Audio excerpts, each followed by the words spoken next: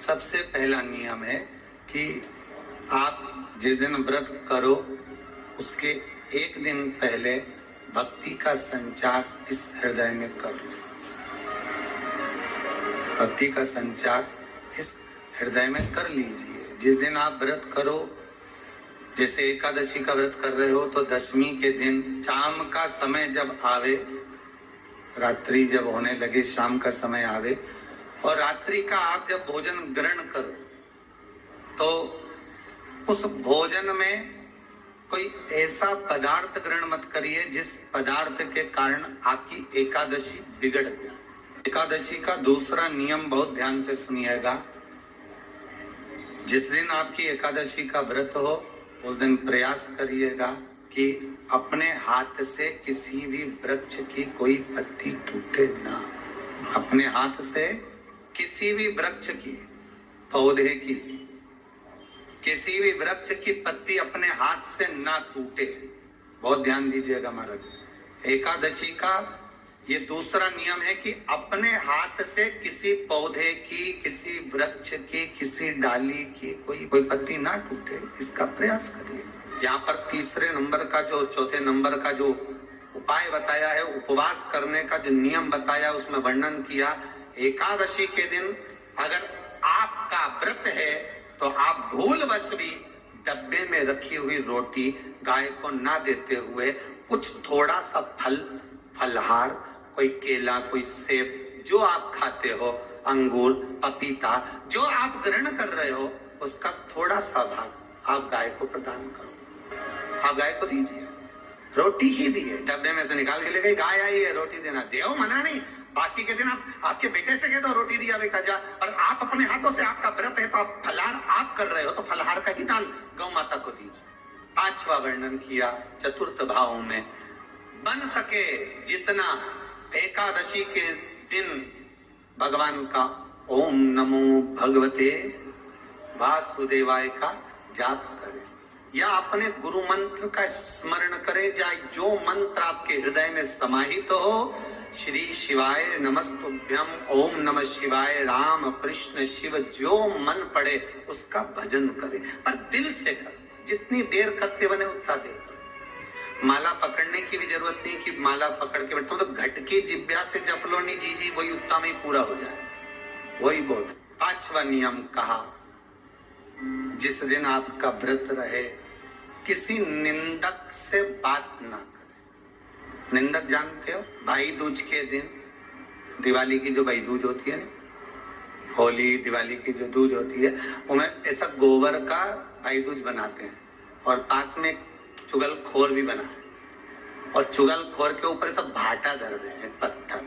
अब तुम्हारे उधर रखे कि नहीं रखे हमें नहीं मालूम रहे हो, जितने आस्था पे सुन रहे हो, पर हमारे इधर तो ऐसा रहता है, गोबर का भाई बहन बनाए और उसकी पूजन करे, उसके पास में गोबर का चुगल चोर भी बनाए, उसके ऊपर बाटा धर।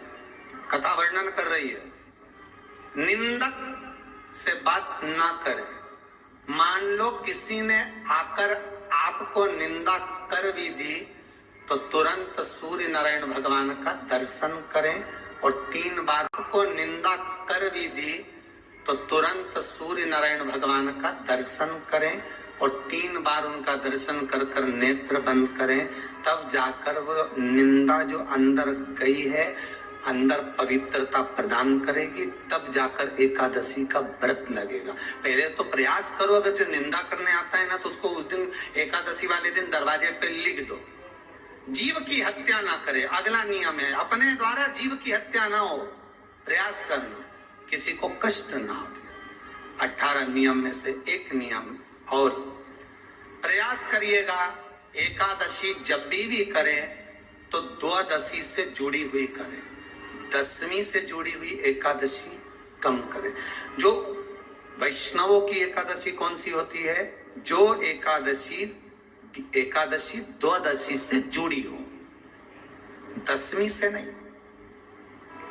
दशमी से जुड़ी हुई एकादशी व्रत कहलाती है और द्वादशी से जुड़ी हुई एकादशी पुण्य फल प्रदान कर कर वैष्णवों को भगवान के चरण में छोड़ आती है। इसलिए एकादशी द्वादशी से जुड़ी हुई होना चाहिए। फिर अगला वर्णन किया गया, महाराज शास्त्र कहता है अगला वर्णन जो किया गया उसमें बताया, प्रयास करें जिस दिन एकादशी हो उस दिन घर में बुआरी झाड़ू आदि जो लगती है वो दूसरा लगा लें। क्यों? उसका वर्णन है, अगर आप बुआरी लगाएंगे, झाड़ू लगाएंगे, पोछा लगाएंगे तो हो सकता है कोई जीव आपके हाथ के द्वारा मर जाए। क्या करोगे? सारे व्रतों में केवल एक व्रत ऐसा होता है एकादशी का जिसका उद्यापन पहली एकादशी पर भी कर सकते हो। सारे उद्यापन में केवल एक उद्यापन ऐसा होता है, सारे व्रतों में एक व्रत का उद्यापन ऐसा होता है, वो है एकादशी का। ये जरूरी नहीं कि 26 पूरी होगी तभी तुम करोगे, या तो पहली में ही कर लो या फिर 26 पूरी हो तब कर। पर उद्यापन, अब तुमको ऐसा लगे कि हाँ मैं अभी तो जीऊंगी हो, अभी तुम्हारा बाल भी धोला नहीं हुआ, तुमको ऐसा लगे तो अभी तो मैं तो बढ़िया, तो पहली पर करने से क्या फल मिलेगा?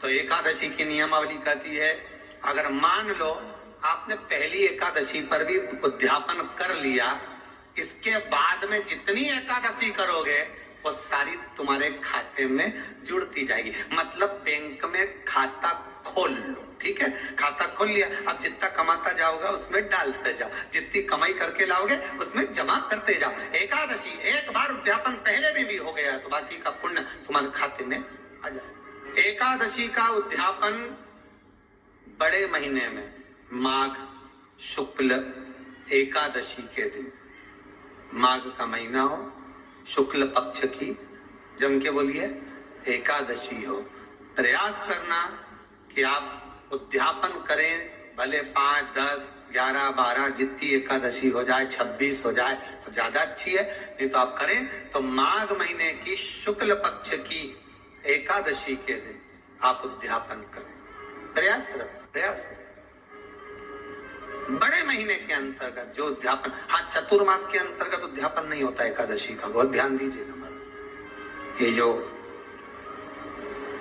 सावन भादो कुंवर कार्तिक जो 4 महीना होते हैं भगवान के शयन करने के, इसके अंतर्गत एकादशी का उद्यापन नहीं होता, और इसके अंतर्गत उद्यापन करना भी नहीं चाहिए एकादशी। एकादशी का उद्यापन माघ महीने की शुक्ल पक्ष की एकादशी के दिन आप बहुत प्रेम से आनंद के साथ करिए महाराज। परंतु एकादशी के उद्यापन में सबसे ज्यादा अगर कुछ जरूरी होता है तो 24 तरह का नैवेद्य जरूरी होता है। कितने तरह का? 24 तरह का नैवेद्य। अब आप कहोगे गुरुजी उद्यापन हम कर रहे हैं एकादशी का, तो उसमें तो फलहार का हमें नैवेद्य बनाना चाहिए। तो फिर ये पुराण के अंतर्गत स्कंद पुराण में ये चीज लिखी है कि एकादशी का जब उद्यापन करते हैं तो 24 तरह का नैवेद्य बनाकर सिद्ध करते हैं। 24 तरह का नैवेद्य जान रखना, हलवा बना लो, खीर बना लो, पूड़ी बना लो, सब्जी बना लो, पकौड़ा बना लो, भजिया बना लो, ऐसे 24 तरह का नैवेद्य अलग अलग चाहिए। पर लोग क्या करते हैं, खोपरा पाक बनवा लेते हैं 1-2 किलो और 24 जगह रख देते हैं। 24 तरह का नैवेद्य रखा जाता है।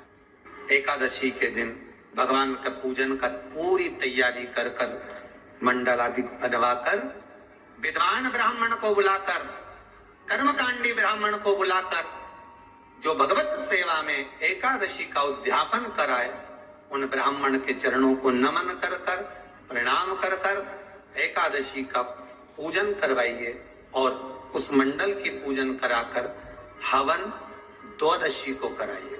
एकादशी को हवन नहीं, एकादशी के उद्यापन का जो हवन होता है वो द्वादशी।